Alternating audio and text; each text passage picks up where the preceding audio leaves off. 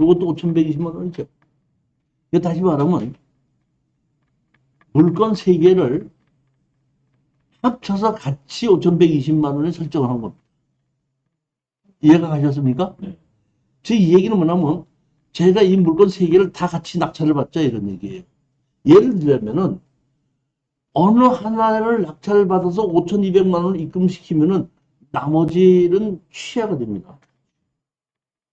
빚을 갚았으니까.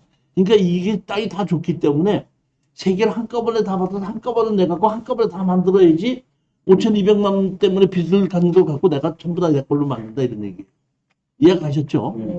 그러니까 이거는 그래서 제가 한꺼번에 3개를 다 고른 겁니다. 자, 그러면 3개의 물건 중에서 제가 설명을 드리면 지금 물건 번호가 1번은 이거예요. 물건 번호 2번은 이거고 물건 번호 3번은 이겁니다. 이렇게 3개입니다. 그래서 이것 따로 이것 따로 이것 따로입니다. 근데 여기 보면 물건 번호 보면은 여기 감정평가서가 이렇게 내부 바닥에 집 이렇게 그어놨죠. 이것이 뭐냐면은 이 385-1번지에 있는 집이 이쪽까지 이만큼 침범이 된 거예요. 그러니까 제가 판단하기에는 이거를 낙찰을 받으면은 이 집 주인이 이 땅을 살 수밖에 없다는 얘기입니다. 그러니까 이거는 우리가 팔 수 있는 것이 기정이 정해져 있는 거예요, 보면은. 자, 보세요. 우리가 사면은 요 땅이죠. 요 땅인데 여기 집이 이렇게 지어져 있죠. 집이 우리 차지하고 있죠. 그러면 이 집이 어떤 집이냐면 이런 집이에요. 집이 쓸만한 집이야, 못 쓰는 집이야? 쓸만한 집이죠. 그럼 이 집을 허물어야 돼. 이 집주인이 우리 땅을 사야 돼. 사야 되는데 둘 중에 하나입니다. 우리 땅까지 남아있는 땅까지 다 사든지 아니면 자기가 침범한 것만 잘라서 사든지. 그냥 그래요. 우리의 입장에서 보면 잘라서 사도 되고 다 사도 되고 상관이 없어요. 우리는 돈만 남으면 되는 거니까. 그러니까 물건 번호 1번은 그런 식으로 팔고 나올 수 있다는 겁니다.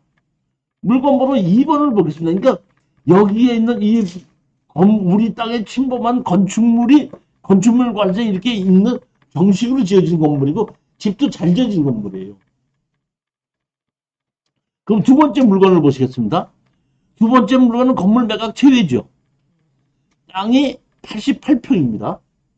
88평에 1억 5천입니다. 200만 원꼴이죠.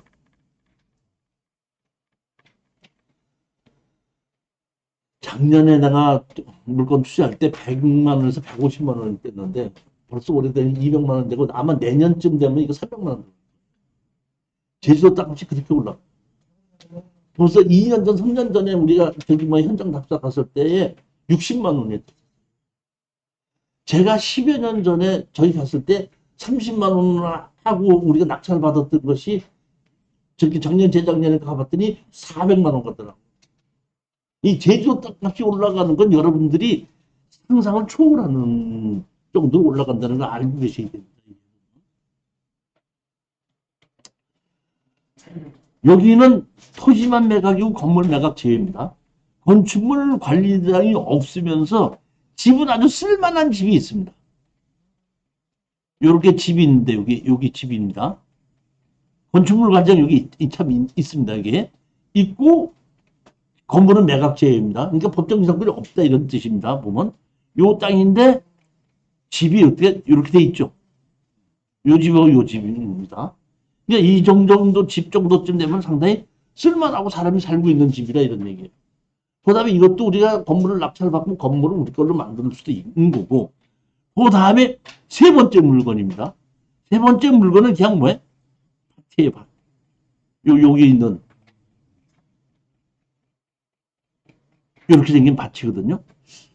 저는 이거를 낙찰을 받아서 그 옆집에서 잘라줄 건 잘라줘 놓고 나머지는 필지를 합쳐가지고 하나로 만들어서 주차도 시킬 수 있게끔 하고 옆에 나무 심고 정원도 만들어 놓을 수 있게끔 정리만 해놓으면은 상당히 좋은 땅으로 보고 박사장님이 갖고 계시면은 우리 저기 뭐 수강생들이 한 번에 놀러 간다 할 때 여기서 무료로 숙식을 할 수 있게끔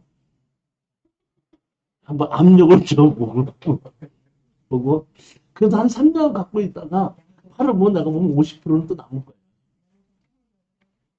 거예요. 그래서 이거는 이제 한번 반드시 해보고 싶은, 그러니까 제주도 물건이 이번에 한 서너 개가 있는데 이거는 반드시 해보고 싶은 물건이에요. 위치도 여기 우도고 여기 우도죠. 우도 여기 밑에 쪽으로 제2공항 생기는 거 알죠? 이 제2공항 생기는 정문에서 이 저기 뭐야 그 제주시로 가려면 이 동네 앞을 지나가야 돼요. 순환도로. 여기 이 동네 자체도 제2공항하고 앞하고 상당히 가까운 동네라는.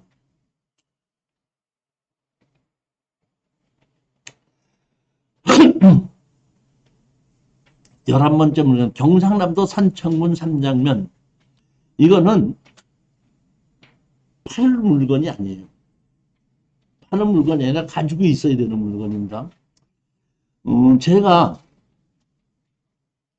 그 부산에서 동아대학하고 부산대학하고 토지개발 같이 강의를 하시는 분이 있는데, 그 교수가 있었는데, 그분이 코로나 때문에 이제 강의를 못 하는 거예요, 보면. 토지개발 강의를 하는 건 이제 없어버리다 보니까, 어디로 가 있냐 했더니, 저기 뭐야, 지리산 밑에 가 있다고 그러더라고요. 그 지리산 뭐 하고 있는데 했더니, 동생이 거기다가 집을 한 5개를 지었다고 그러더라고. 그래서 그걸 관리하러 봐준다고 그러더라고.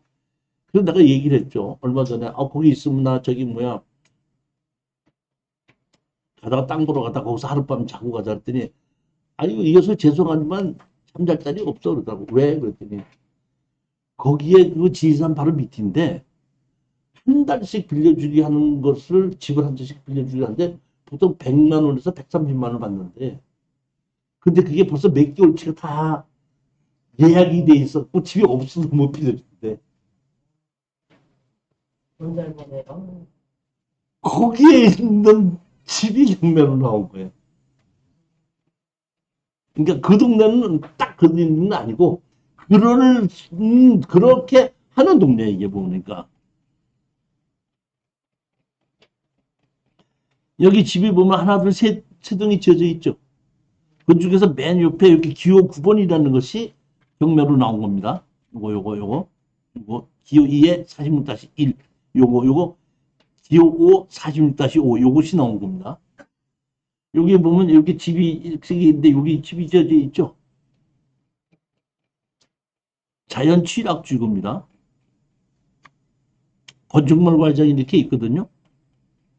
집이 이렇게 생겼어요. 여기. 이렇게 집이, 그러니까 여기 한 4동이 이렇게 있는 겁니다. 근데 여기가 어디냐면 지리산 올라가는 입구예요.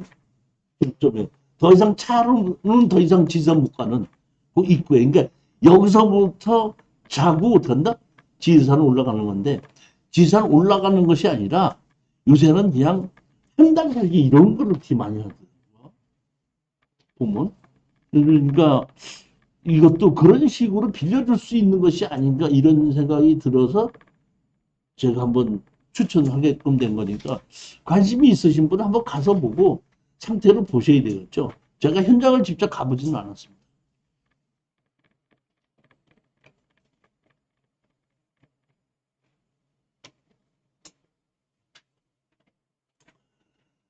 제가 이 추천 물건을 강의를 하는데 1년 동안에 120만 원을 받고 4개월 동안은 60만 원을 받습니다. 원래 처음부터 4개월에 60만 원씩을 했었는데, 제가 이렇게 쭉 하다 보니까 이 모든 걸 본인이 다 알아듣고 입찰해서 낙찰을 받을 때까지 과정은 최소한도 1년은 걸리더라고요. 사장님은 지금 저기 입학하신 지 얼마나 되셨죠? 네. 처음에 같이 그러니까 지금 입학하신 지가 몇 년, 얼마나 됐어요? 그 당시에 아, 그래요? 그래도 낙찰은 잘 받으셔가지고. 아직 못 받으셨나? 예. 아직 못 받았어요. 그러면 받으셔야 되는데. 하여튼 간에 좀 어느 정도쯤 제가 보면은 한 5, 6개월 정도가 지나야지만이 사람들이 자신하고 입찰에 들어가더라고. 그래서 4개월씩을 했었던 걸 제가 1년에 4개월에 60만 원씩 받았었는데, 우리 저기 조혜진 여사님은 4개월에 60만 원 할 때 들어오셨었죠? 아니? 1년 120만 원. 1년 120만 원 할 때 네, 들어왔어요? 그때 그때 들어왔어요. 근데 그때 1년에 이제 처음에는 4개월에 60만 원씩 했었는데, 4개월 동안에 60만 원을 내고 낙찰을 못 받는 사람이 많더라고요. 반 이상이 못 받더라고요.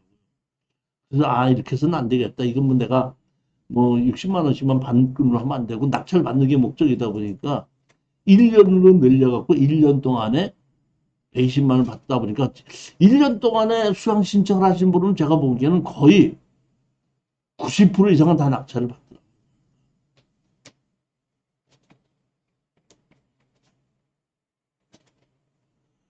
열두 번째 물건입니다. 울산 동구 화정동의 토지 건물 전체 매각입니다. 근데 여기 보면은 대항력이 있는 전입자가 김진학이가 있고 박원갑이가 있고, 김진학이가 단다 증액을 했습니다. 그 다음에 정기성이가 있고 있는데, 자, 한 낚시 보시겠습니다. 김진학 씨 보면 2011년도에 어떻게 한다? 전입을 했고, 확정일자도 2011년도 했죠. 그런데 여기 근저당 설정이 2015년도죠. 그러니까 이보다 훨씬 빠르다 보니까 이 사람은 대항력이 있는 사람입니다. 대항력이 있는데 확정을 받았고 배당 요구를 했죠. 이게 배당 요구를 했으니까 낙찰자한테 대항 요구를 행사를 하겠다는 게 아니라 자기 돈을 어떻다 받아가겠다 이런 뜻이니까 우리 낙찰자하고는 관계없는 사람입니다. 이 사람. 자, 2차 박원기를 보겠습니다. 박원기는 전입이 2014년도다 보니까 2015년보다 빠르죠. 대항력은 있습니다. 근데 확정일자는 받질 않았죠. 확정일자 받으니까 배당 요구를 했죠. 배당 요구를 했는데 확정일자가 늦기 때문에 정식으로 배당을 해주질 않는 겁니다. 이거는. 그 배당을 못 받아가는 것은 낙찰자한테 대항 요구를 해야 되는데, 여기 보면 입찰 보조금이 3,500억이다 보니까 소위 임차인으로 해서 2천만 원은 배당으로 받아가고 미배당 1,500만 원은 대항력이 있는 우리한테다가 대항력을 행사할 수 있기 때문에 우리는 이거를 넣어줘야 된다 이런 얘기. 그 다음에 마지막으로 김진학이가 2차 증액을 했죠. 증액했는데 이거는 2014년이고 확정 15년도에 받았죠. 근데 이거는 6월 달에 했고 이 사람은 3월 달에 했죠. 그러니까 이 증액을 한 것은 기준금리보다 늦습니다. 늦기 때문에 여기에 대해서 500만 원에 대한 것은 이 사람은 대항력을 행사할 수밖에 없다는 거예요. 그러니까 아까 여기에 있던 1,500만 원하고 500만 원하고 해서 2천만 원은 우리 낙찰자가 된다? 인수를 해야 된다 이런 얘기거든요. 인수를 해야 되는데 중요한 것은 뭐냐면 감정가가 3억 3,400이었죠. 3억 3,400인데 1억 1,400까지 떨어졌죠. 그럼 약 얼마가 떨어졌냐면 2억이 떨어졌죠. 2억이 떨어졌을 때 우리가 2천만 원 정도쯤은 어떤다? 물어준다고 하더라도 큰 문제가 없지 않겠는가 이렇게 생각하라고 한 거고, 여기 세입자가 이렇게 있듯이 여기 보게끔 되면은 세를 줄 수 있게끔 만들어진 집이야. 보니까 이렇게 도시가스까지 다 갈라져 있죠. 얼마든지 세를 줄 수 있다 보니까 그런 정도 물어주고라도 세를 주면서 월세를 받으면 충분히 투자 가치가 있다 이렇게 보는 거. 그래서 제가 보면 이거는 팔고 나온다 그러면은 월세로 계약을 해서 월세 수익이 얼만큼 나온다는 걸 만들어 놓고 나면은 그 월세가 은행 이자에 뭐 5% 이상만 된다고 하게끔 되면 쉽게 팔리는 겁니다.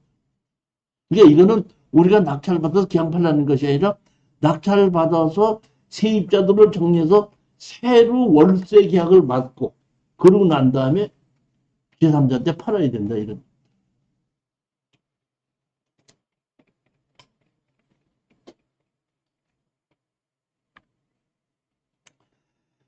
열세 번째 물건입니다. 인천시 웅진군 영흥면 2종 근린 생활시설이 나왔는데 이게 감정 가격이 보게끔 되면 7억에서 지금 얼마가 2억 4,300까지 떨어졌습니다. 여기 영흥도라는 곳에 여기가 뭐가 있냐면 조력발전소가 있어요. 조력발전소 아세요? 제가 알고 있기로는 대한민국의 조력발전소가 제일 큰 게 새만금에 있는 거고, 그 다음에 있는 것이 여기, 웅진군에 있는 거거든요. 근데 여기 보면 이 빌딩은 조력발전소에서 한 6, 700m 떨어진 곳에 입구에 있는 빌딩이에요. 그러니까 조력발전소에서 있는 하청 회사들이 여기 세를 들어가 있어요. 이 건물을 맞은편에는 보게끔 되면 다세대들이 이렇게 들어와 있어서 조력발전소 근무하는 직원들이 근무하는 그런 동네에 상가가 경매로 나온 겁니다. 얼핏 보면은 이 외떨어진 곳에 섬에 주택도 아니고 무슨 상가를 사갖고 어떻게 하겠느냐 해갖고 이래 사람들이 투자를 안 하는 겁니다.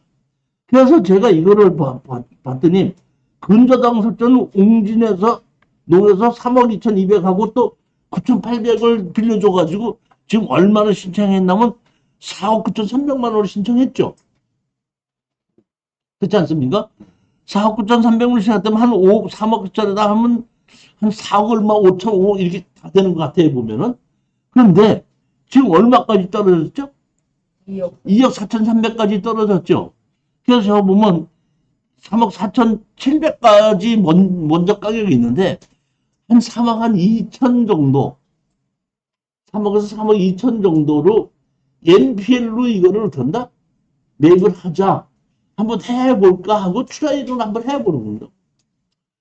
안 되면 그만이고 되면 하고 안 되면은 그냥 입찰로 들어가고 최저가로 입찰로 들어가 보는 거. 중간 가격에 들어가는 거 보고 해가지고 만약에 NPL로 된다 그러면 NPL로도 투자할 수도 있지 않겠냐 이렇게 보는 거고 저는 이것도 그 조력발전소 입구에 있는 거기 때문에 충분히 여기 보면은 뭐 중공업 무슨 곳이 이렇게 저기 보증금을 내고 이렇게 세를 들어와 있거든요. 제가 보기엔 충분한 투자 가치가 있다 이렇게 봅니다. 다시 말씀드리자면은 월세가 나올 수 있는 곳이면은 은행 이자의 2배 이상만 월세가 나오는 것이라 그러면은 매매가 됩니다. 지금 은행에다가 돈을 넣고 이자가 안 나오는데 월세를 받을 수 있는 곳이다.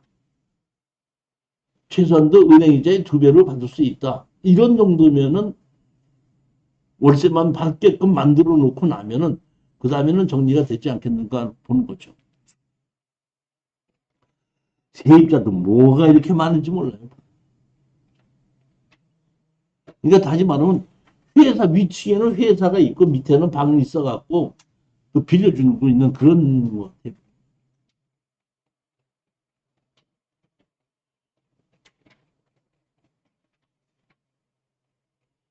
근데 여기 보면 이렇게 다세대 같은 것이 있고 여기는 저기 서해건설 전기 뭐 있는데 이 조력발전소가 있기 때문에 하청업체들이 몇 개 들어가 있지 않는가 이렇게 보는 여기는 사무실을 쓸 수 있을 만한 공간이 없는 거예요, 이 섬에. 지금 이쪽이 이게 나무 숲으로 이렇게 만들어 놨는데 조력발전소가 여기 있는 데서부터 요 끝으로 가면 여기가 보면 조력발전소 있는 곳입니다. 끝이에요, 여기 이렇게 되고. 여기까지 지금 도로가 다리가 낮아서 도로가 다 이렇게 자동차로 얼마든지 갈 수 있는 곳이기 때문에 이렇게 빌딩이 있고 위에 층에는 빌딩으로 쓰고 있고 밑에는 원룸으로 해서 월세를 주고 있는 그런 곳이다.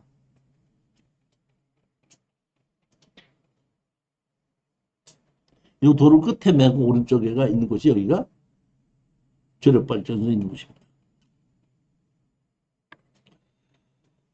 14번째입니다. 경상남도 창원시 의창구 아파트 공유물 분할명. 아무리 종부세를 낸다고 하더라도 제가 10년 이래에 아파트가 51%까지 떨어진 거 처음 봅니다.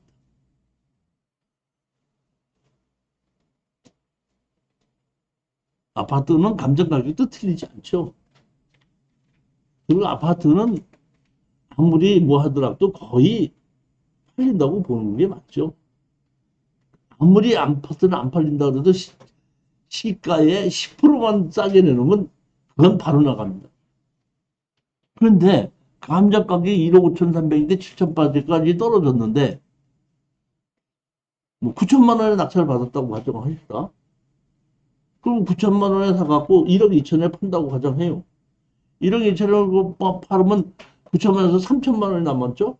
3천만 원이 남았는데 50% 양도소득세 내이죠. 내도 1,500만 원이 남죠. 1,500만 원 단기로 팔아도 1,500이 남는 거 아니에요? 이건 뭐 장기가 할 게 없죠. 낙찰 받고 난 다음에 팔면 되기 때문에. 제가 보기에 이런 것도 하여튼 처음 봅니다. 이렇게 51%까지 떨어진 거 처음 봐요.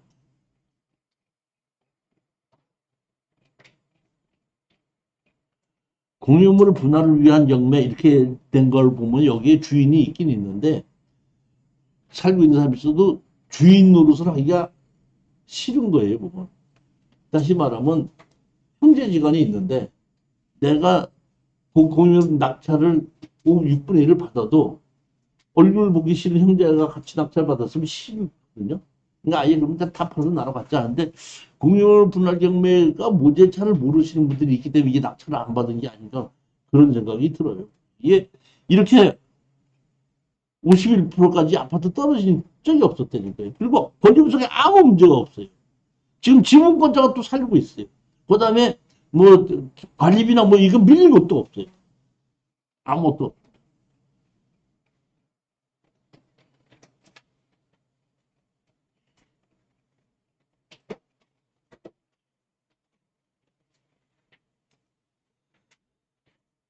경상남도 합천에 주택 및 축사가 나왔습니다. 땅이 몇 평이냐면은 여기 보면은 3,623평입니다.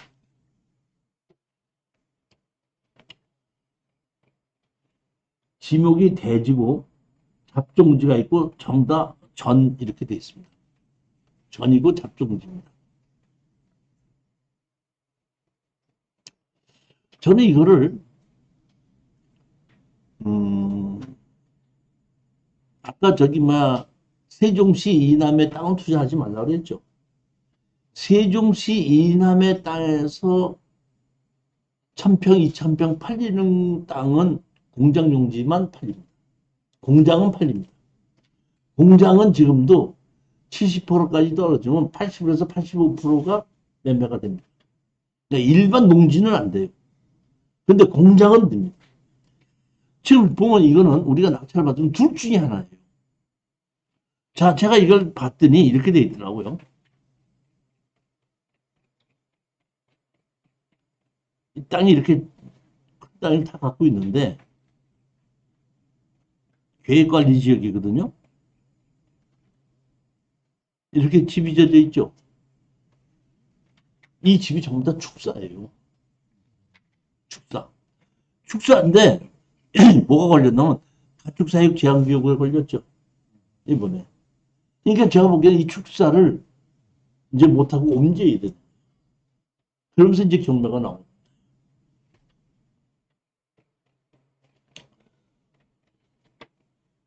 축사를 하던 게 주택이 이렇게 있죠. 주택이 있습니다. 그 다음에 이렇게 축사가 돼 있죠. 집 있죠. 저는 이거를 만약에 내가 이걸 투자를 하는 사람이라면은 이거 낙찰을 받으면은 건물이 축사인데 아주 나쁜 건물은 아니거든요. 그러니까 이거를 공짜로 철거해 가라 하면 아무 철거해 갈 사람이 있지 않을까. 그러니까 전부 다 축사 없애버려야 됩니다. 그 다음에 전이 있고 잡종지가 있었죠. 잡종지의 농사지으면 전으로 됩니다. 그러면은 제가 알고 있기로는 최악의 경우가 팔다가 못 판다고 했을 때는 농지연금 신청하는 겁니다. 그러면 우리가 60세 되신 분이 농업비를 만들어서 65세에서부터 농지연금을 받을 수가 있는데 감정가가 12억 정도쯤 되면은 65세 되신 분이 평생 동안 돌아가실 때까지 300만 원씩을 받을 수가 있습니다. 그러니까 이거가 지금 아까 감정 가격이 10억이었었죠. 10억인 것을 팔다 못 팔아서 그럼 내가 연금으로 받겠다 하면은 제가 판단하기에는 돌아가실 때까지 250만 원은 받을 수 있어요. 그러니까 이거는 법인으로 사는 것이 아니라 개인으로 사는 것 같고 잡종지가 있는 것을 저걸로 바꿨을 때, 농지로 바꿨을 때 얘기입니다. 그런데 저 같으면은 팔다가 안 판다고 했을 때는 그렇게 하지만은 이거는 다 철거하고 난 다음에 이거를 공장용지로 만들면 이거 살 사람 많습니다. 농지기 때문에 안 팔리지 공장용지 만들어 놓으면 3,000평을 같이 공장용지로 만들어 놓으면 제가 보기에는 감정가대로 파는데 아무 문제 없습니다. 10억 정도가. 우리 3억 주고 사서. 그런 식의 투자를 본인하고 만약에 이 경우에 제 생각이 틀렸다고 했을 때는 연금으로 신청해도 된다 이런.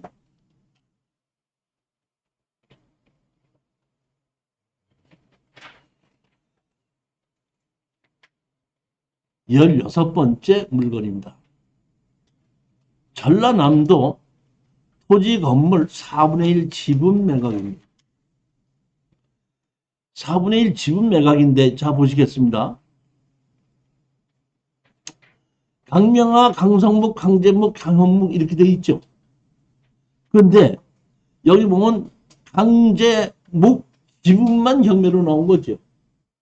그런데 여기 누가 거주하고 있다고요?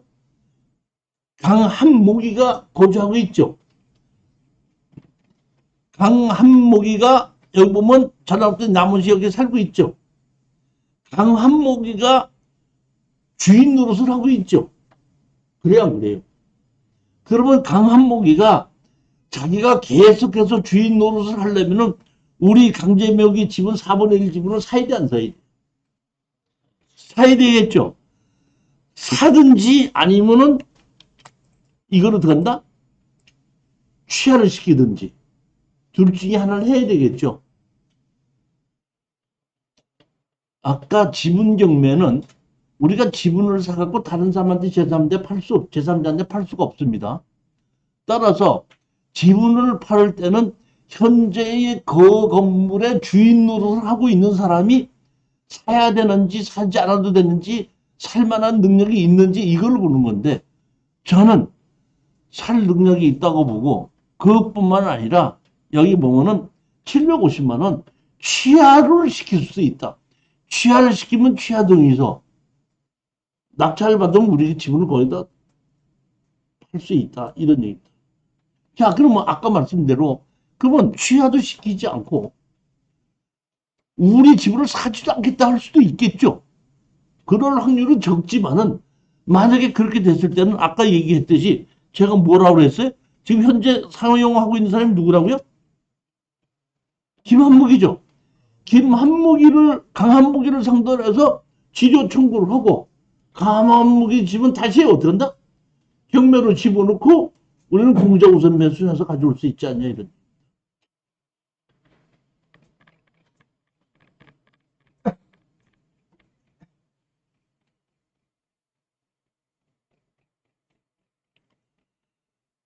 집 상태도 상당히 괜찮기 때문에